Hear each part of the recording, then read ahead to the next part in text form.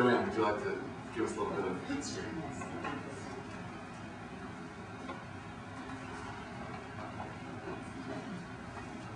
Well, the past few weeks I've dwelt on a number of artifacts, and I've also spoken about some of the founders of the church.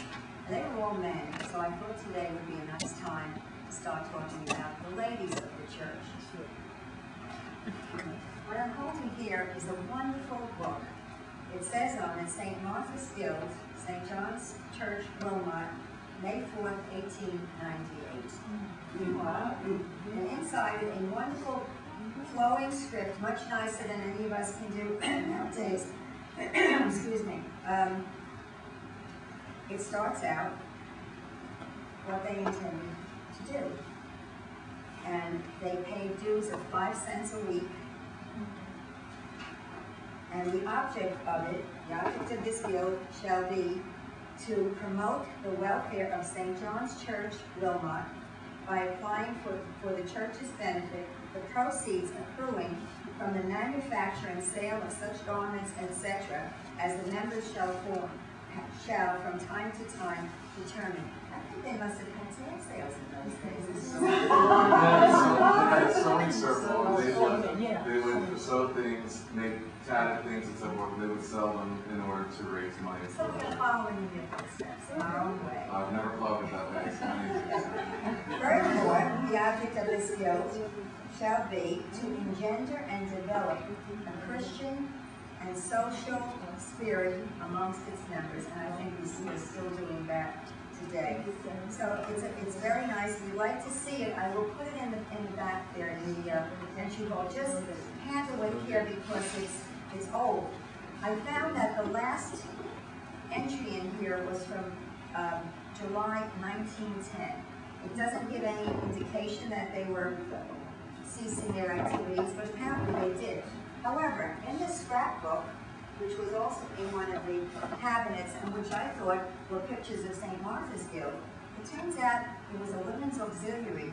It seems to have been started sometime around 1930, and they apparently did outreach. And something I found here, being a grandchild of immigrants, interested me. They sent something to the Department of Immigrant Aid, New York Protestant Episcopal City Mission Society on Ellis Island.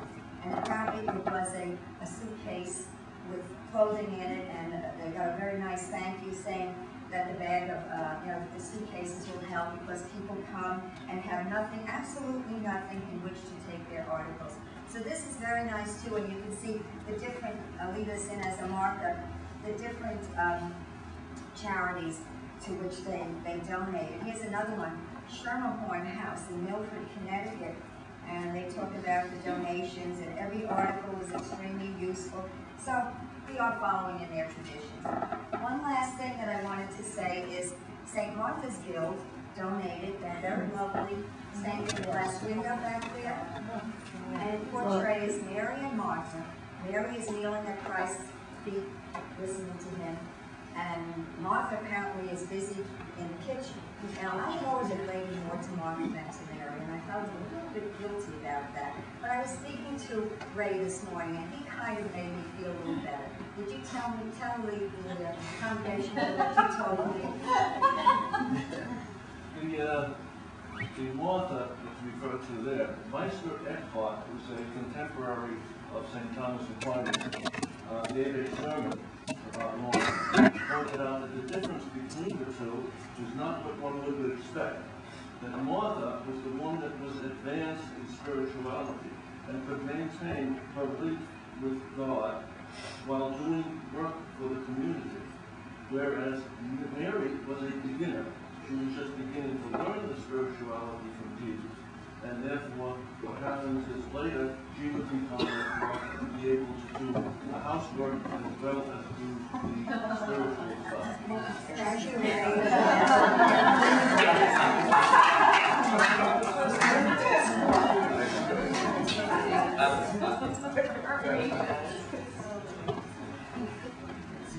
For those of you who are wondering and asking, I didn't have a chance to tell you, you notice that I have a new adornment right here.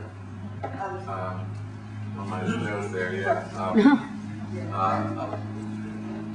And what Joanne said, she was hoping it was not a sign from heaven. I was cooking and a pot came down and hit me in the head. Broke my nose open. A little, very sore and a little bit out of sorts today because of that. But this is my new wound, hearing that God wants me out of the kitchen. Because it was a lobster pot. Ooh, ow. Ooh, I'm sorry. It was a sign. I believe it sincerely.